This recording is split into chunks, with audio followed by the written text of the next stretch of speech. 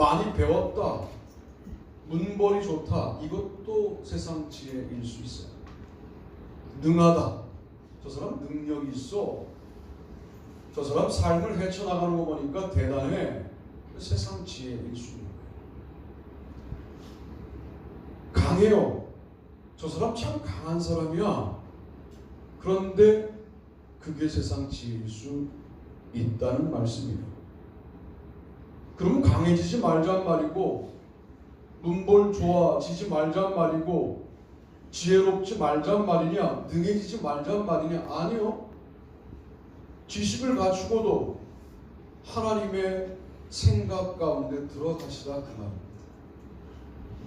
문벌을 갖추고도 하나님의 판단 가운데 들어가셔라 그 말입니다. 뿐만 아니라 강해도 능해도 하나님의 능력 가운데 들어갈 수 있겠느냐라고 묻는 거죠. 그러면서 제가 고린도전서를 다시 보니까 이런 묵상이 됐어요. 나는 아볼로파야, 나는 게바파야, 나는 바울파야, 무슨 사람을 추종하냐, 나는 그리스도파야. 이게 모두 세상 생각이더라고요. 나에게 맞는 사람은 아볼로, 그거 세상 지혜예요. 여기부터 그 교회가 문제가 생겼어요. 나하고 친한 사람은 바울, 여기부터 교회가 망가졌어요. 여러분, 그리스도와 친해지십시오. 아멘. 사람 목사와 친해지는 건 중요하지 않아요. 그래서 목사에 관련된 호불호가 생겼어요. 추종할 사람이 있고 추종하지 못할 사람이 생겼어요. 목사를 따라다니니까 나쁜 짓은 안 하겠지만 그게 교회를 망가뜨린다고요? 사람에 대한 선호도가 있다는 것. 여러분, 이거는 세상 생각일 수 있다. 뿐만 아니라 그런 세상 생각을 우리가 갖게 되면 어떤 일들이 나타나느냐? 음행을 교회가 용인하는 일이 벌어지는데, 그게 고전 5장에 나오는 내용 아닙니까? 거기 보면 아버지의 여자, 아버지의 아내라고 나와 있지만 사실은 아버지의 첩을 아들이 또 첩으로 삼은 거예요. 이 집안이 교회에서 유력한 집안이에요. 그나마 강한 자예요. 그나마 유력한 자예요. 교회가 아무 말도 못한 겁니다.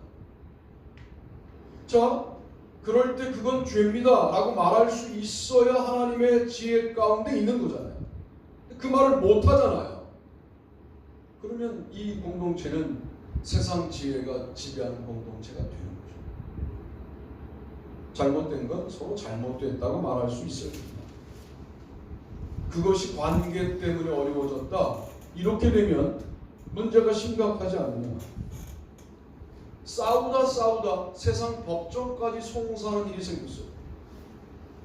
교회가 스스로의 자정 능력을 잃어버리게 되었다는 말입니다. 자, 세상 법정에 송사할 때 양편은 다 자기들이 잘났다는 거예요. 자기들이 옳다는 겁니다. 너는 잘못됐고 나는 옳다라고 하는 생각도 세상 지혜일 수 있겠다. 정의롭지 말자는 말이 아니라 그 정의도 하나님 안으로 기어 들어가 유지해야지, 기어 나와 유지하면 그건 세상 지혜. 고린도전서가 세상 지혜라고 하는 이 한 단어로 모조리 읽어진다 그 말이에요. 우리의 삶도 마찬가지예요. 왜들 그렇게들 세상을 살면서 세상의 경쟁 품목에 대하여 욕심을 내고, 그게 안 채워지면 하나님 안 계시다고 하고, 채워지면 하나님 계시다고 하고, 하나님이 도와주셨다고 하고, 그리고 본인이 거의 다 했지만 하나님 조금 도와주셨다고 판단하고, 왜 이러고 살까 합니다. 앞으로 우리가 말씀에 입각하여 뭘 해보겠다라고 마음을 먹었다면 이거 세상 지혜 아닐까? 이거 하나님의 지혜일까? 라고 늘 고민하셔야 돼요.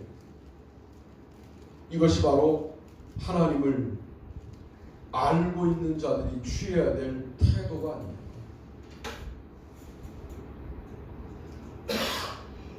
요즘은 소리를 잘 못 지르겠어요. 왜냐하면 목이 그렇게 건강한 상태가 아니에요.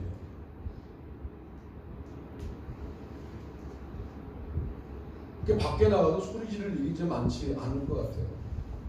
하나님이 그렇게 만들어 가시는 거죠.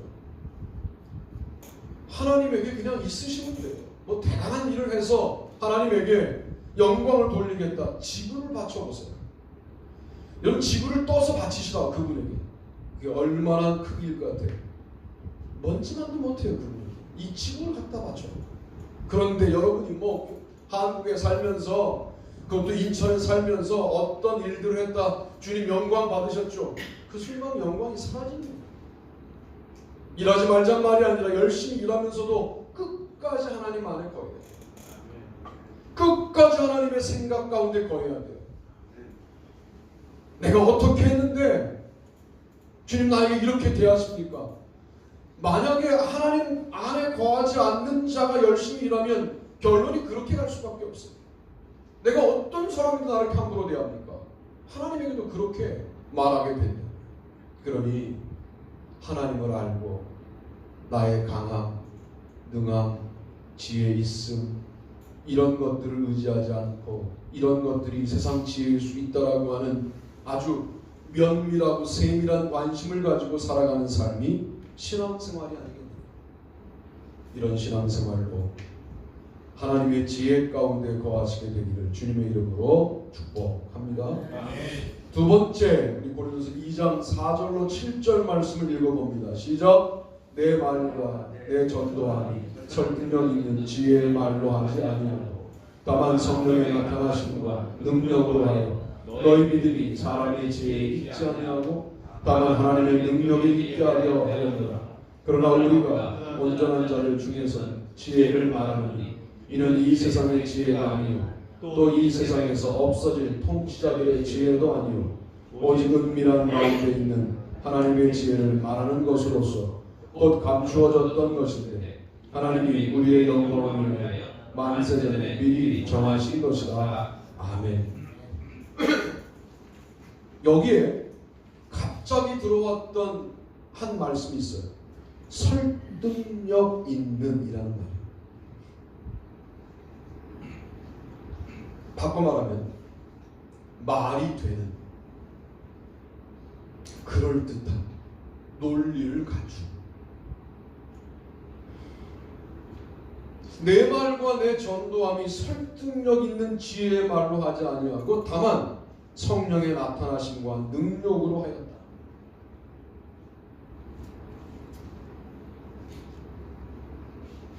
그건 말이 안 되지. 그건 말이 되지. 이렇게 말 많이 하거든요. 그러나 그건 말이 되지라고 말하는 부분에도 세상의 지혜가 한껏 있을 수 있다는 사실을 인정하자는 거죠. 말이 되면 진리냐 말이죠. 말이 되면 말입니까? 말이 되면 말씀입니까?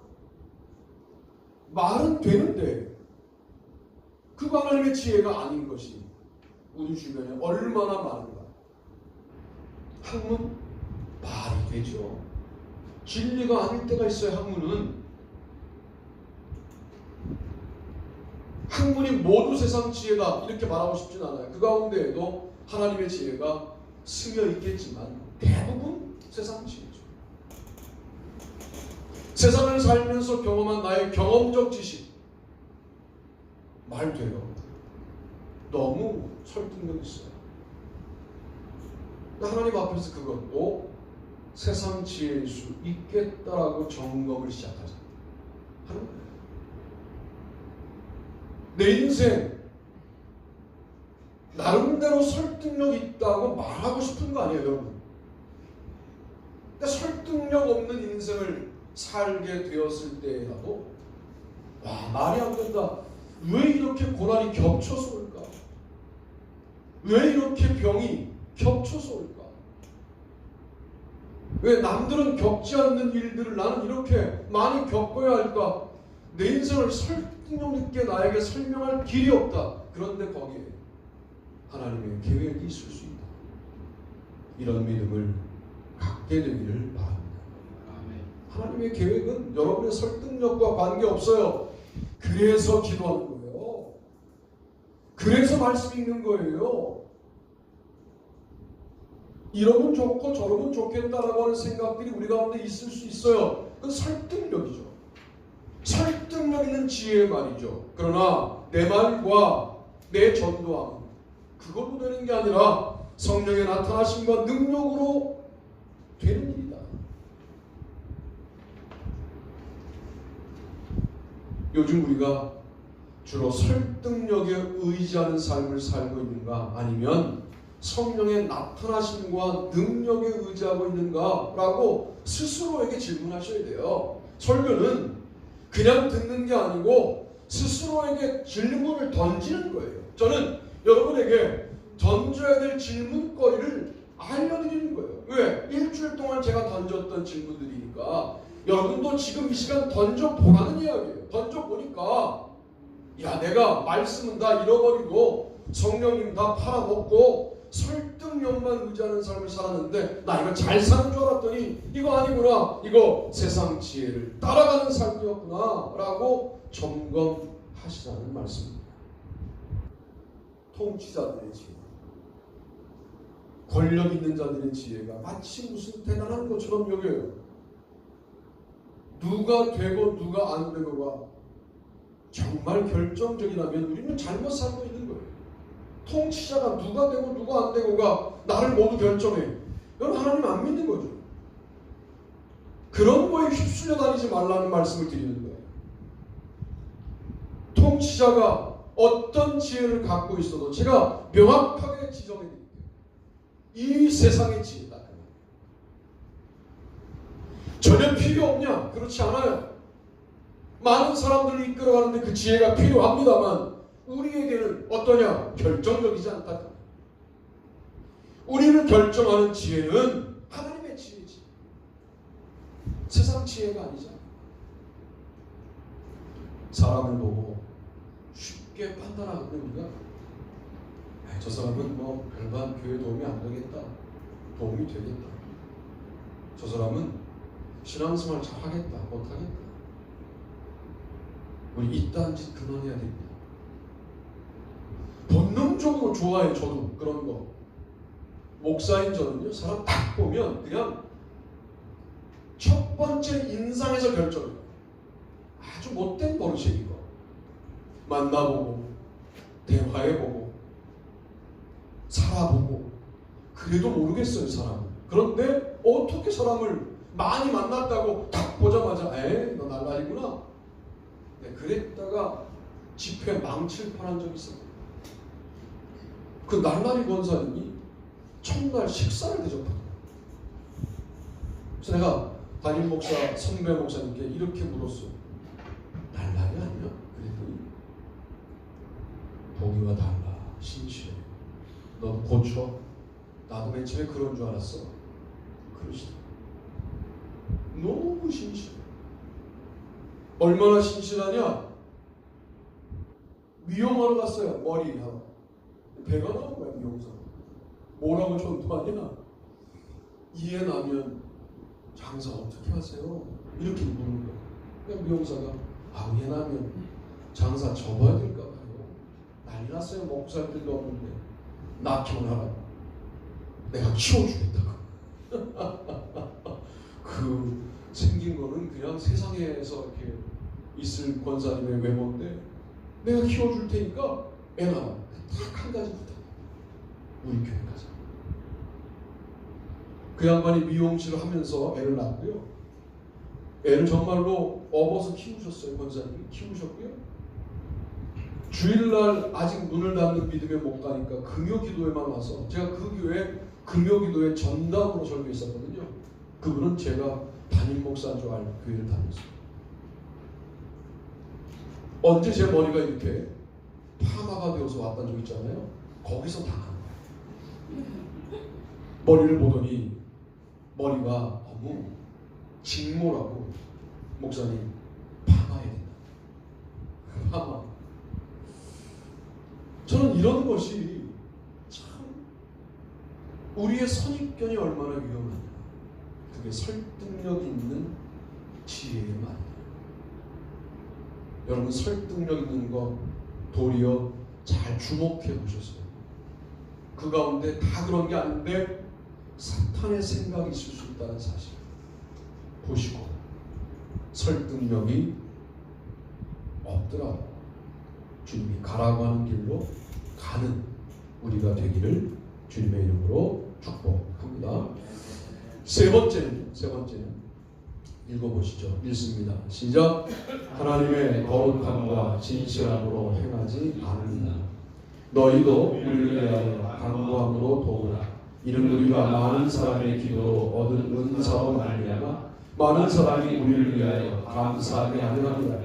우리가 세상에서 특별히 너희에 대하여 하나님의 거룩함과 진실함으로 행하되 육체의 지혜로 하지 아니하고 하나님의 은혜로 행하나 우리 양심이 증언하는 바니 이것이 우리의 자랑이라. 아멘. 지혜란 말은 성경에 참 많이 나와요. 몇백 번 나오는 것 같아요. 그런데 세상의 지혜, 육체의 지혜라는 말은 고린도 전서와 후서에만 나옵니다. 세상의 지혜 2번이 고린도 전서, 육체의 지혜 1번이 고린도 후서. 왜 그렇게 고린도 교회가 세상의 지혜와 육체의 지혜라고 목놓아 외칠 수밖에 없었느냐? 그 교회가 4분 오열돼서 서로 파당을 만들어 싸웠고 음란이 들어왔고 우상 숭배가 들어왔고 우상 제물을 먹는 강한 자와 약한 자의 갈등들이 있었고 그 모든 갈등들이 무엇 때문이냐? 세상 지혜 때문에. 이렇게 바울이 생각하는 것이죠. 여러분 성경 읽으실 때 지혜란 말이 참 많이 나오는군. 한 번 읽으실 때 읽다 보니까 세상의 지혜가 보여요. 이거는 흔하지 않는데 검색해 보시면 그것이 얼마 안 나오는데 어디 부분에 집중되어 있을 때 그건 특별한 의도가 있는 거예요. 그렇게 하는 거예요. 성경을 그냥 읽는 게 아니라 어떤 은혜가 되는 개념이 나오면 그 개념을 검색해서 그 개념만 모아서 읽어보기도 하고 또 그 개념 중에 확장된 개념으로 뭐가 붙는데 이거는 그 개념과 반대 개념인데 이게 어디에 나올까 보면 참 놀랍게도 그 개념들이 나오는 성경과는 다른 성경에 나와요. 도서관에 앉아서 성서신학을 한 사람들은 그거 하는 거예요. 이것저것 보다가 이것도 검색해보고 저것도 검색해보다가 이거 참 흥미롭다 이렇게 하는 거예요.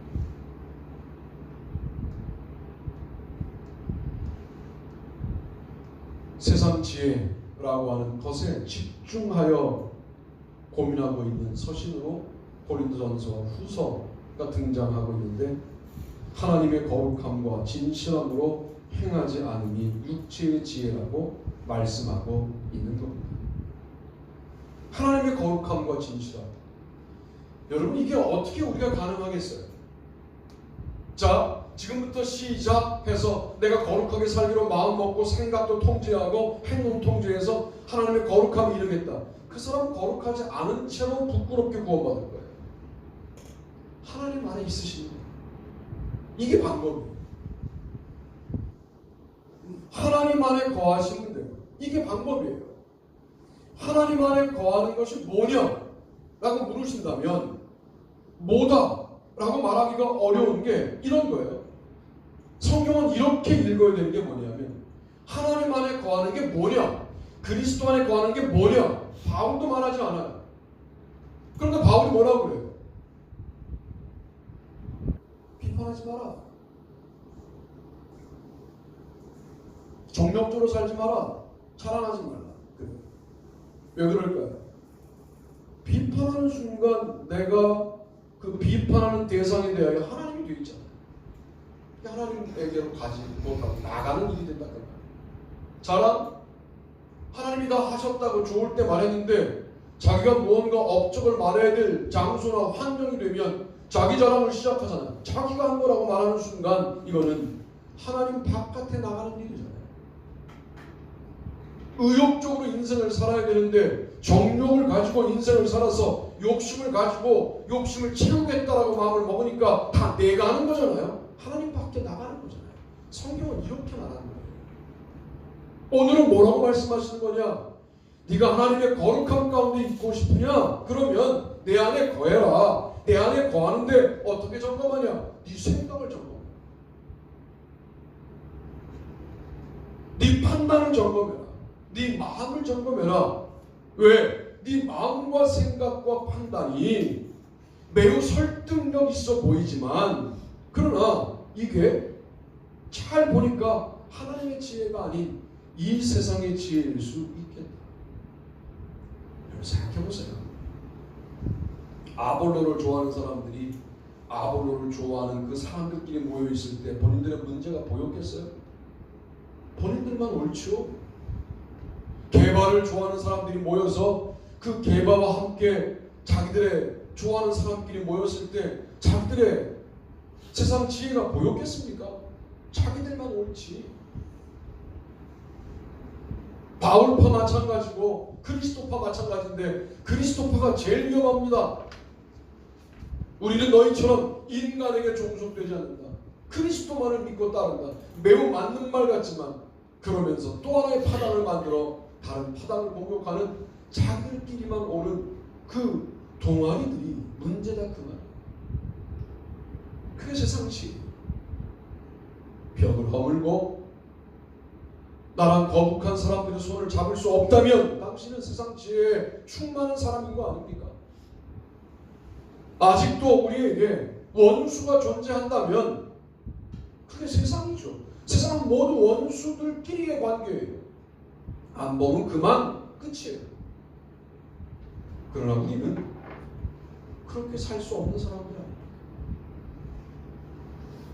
아니 목사님 원수에게 사랑한다고 말해봐야 아무 반응이 없는데도 해야 되나요? 그럴수록 복이 크다니까요. 은밀한 가운데 보시는 게 두 종류가 있어요. 그 사람이 내 사랑을 안 받아들이니까 그 사람이 모르게 내가 사랑을 실천해야 되는데 그 사람이 인정하지 않는 동안은 이 모든 실천은 하늘나라에 등록되는 귀한 행동이 되는 거죠.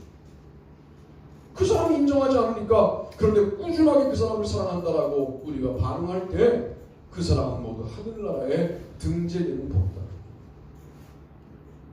이렇게 거룩해집니다. 진실함, 우리 이렇게 말합니다. 난 솔직하다. 이렇게 말해요. 나는 진실해. 나를 다 뒤집어서 털어봐. 먼지가 나오나? 다 나옵니다. 제가 정확하게 정리해 드릴게요. 여기 진실한 사람이 어디 있어요? 나를 포함하여. 아니, 사람들 앞에는 상대적으로 진실할 수 있어요. 하나님 앞에 우리가 진실할 수 있다고 말하는 순간 그게 진실이 됩니까? 이것도 정말 본질적으로 진실하신 하나님 안에 거하는 방법밖에 없습니다. 그러려면 여러분의 생각과 판단과 마음가짐과 행동을 잘 보셔야 돼요. 내가 나를 잘 봐야 돼요. 학문은요, 한 20년 하면 전문가가 돼요. 꾸준하게 그 동네에서 20년 놀면 전문가가 돼요. 놀라운 걸 말씀드린다면 신앙은요, 20년을 해도 30년을 해도 50년을 해도 아니 죽을 때까지 해도 전문가가 안 돼요. 전문가가 되지 마세요. 여러분의 신앙생활에 전문가가 되지 마시고 이 판단은 세상의 지혜를 따른 것이다라는 것이 계속해서 나에게 느껴질 수 있는 영성을 달라고 기도하세요. 그게 영성이에요. 제가 왜 여러분들의 불끈하고 하는 것들을 이렇게 하냐면 그런 마음이 있으셔야죠. 그리고 너무 독특한 거 이거는 왜? 나이를 먹어도 그런 마음이 있다는 게 귀해요. 나이 먹으면 다 그렇게 안 하거든. 우리는 그런 마음들이 있어요. 그런데 그 순간 나는 전적으로 옳고 너는 전적으로 그르다 했으면 이게 문제가 될 수 있다. 그래서 그러고도 또 화합하는 방향으로 가야 되는 거예요. 혹자는 제가 무언가 교단의 책임을 맡고 있을 때 대단한 혁명이 일어날 줄을 저를 이렇게 모르세요? 말만 센 거? 여러분들 모르세요? 여러분도 말만 센 거? 그게 맞는 거예요. 그 마음으로 너를 바라보지 말고 그 마음으로 나를 바라보면 이거 이 생각 세상의 지혜, 저 판단 세상의 지혜, 이 마음 세상의 마음. 여러분 이 감각을 잃어버리는 순간 우리의 믿음은 끝납니다. 이 감각을 잃어버리지 마시오. 이 세상의 지혜가 근원적으로 고린도 교회 성도들의 마음 가운데 있었을 때 그 교회는 끝난 거예요. 세상의 지혜가 나를 지배하지 못하도록 늘 주님에게 은혜를 구하고 기도하고 말씀을 읽고 묵상하고 예배하고 찬양하고. 그러면 되느냐? 그럴까봐 내가 이 얘기를 안 한 거예요. 지금까지. 그걸 다 하면 주님 안에 있는 거냐? 그렇진 않아요. 그걸 다 하고도 주님 안에 없을 수도 있어요. 더 불행한 거죠. 그러나 중요한 건 우리가 넘지 말아야 될 선이 분명히 존재해요. 그 선 바깥으로 나가는 일들에 대하여 계속해서 감각을 달라고 기도하시고 그런 믿음을 갖고 하나님의 거룩함과 진실함으로 행하시는 저와 여러분이 되기를 바랍니다. 다 같이 일어나시겠습니다.